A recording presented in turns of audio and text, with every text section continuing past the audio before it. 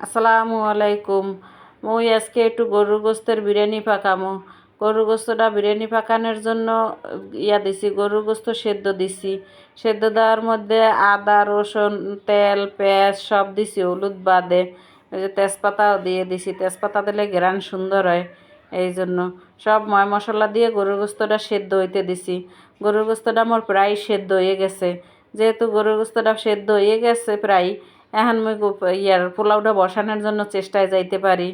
এই জন্য মুই এখন এই পাশে আবার পোলাও বসানোর জন্য দিছি, কাঁচামরিচ দিছি, তেল দিছি, পেঁয়াজ দিছি।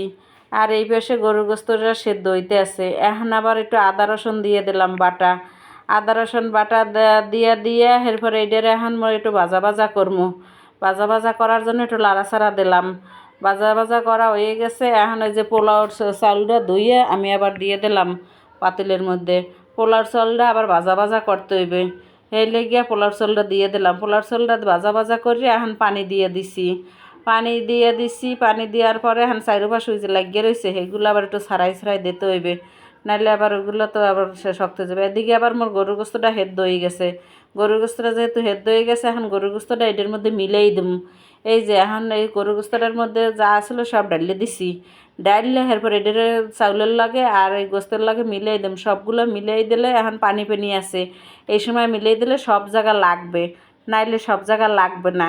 এখন এই যে লাড়াচাড়া করে মুই সব জায়গা মিলেই দিতেছি। চুলোটা একটু কমাই দিই, নাইলে পানিটা হুগেই যাবে, সেলিগে চুলোটা কমাই দিলাম। চুলোটা কমাই দিয়ে এখন মুই এইটার একটু ডাক্কে দিম। ডাক্কিয়া এরপরে একটু সময় করবো। এর মধ্যে ডাহা হয়ে গেছে, পানি হুগেই গেছে। পানি হুগেই গেছে, হেলেগে মুই এখন এটার দমে দিয়ে দিম। দমে কিছুক্ষণ এই যে করে একখানে কাঁচাই দিম। দমে যে কাঁচাই দিয়ে এরপর একটু অপেক্ষা করতে হইবে। এদিকে মোর পোলা ছোটো পোলাটার আজকে জন্মদিন। হে কয় যে গরুর গোস্ত দিয়ে বিরিয়ানি পাকাইবে মোর জন্মদিনে। কেউ দাওয়াত দেয় নাই, নিজেরাই খামু। এখন হেলে এর মধ্যে আবার দম হয়ে গেছে মোর। দেখেন দম হয়ে গেছে। এখন মোরা এইটারে আবার লাড়াচাড়া করমু।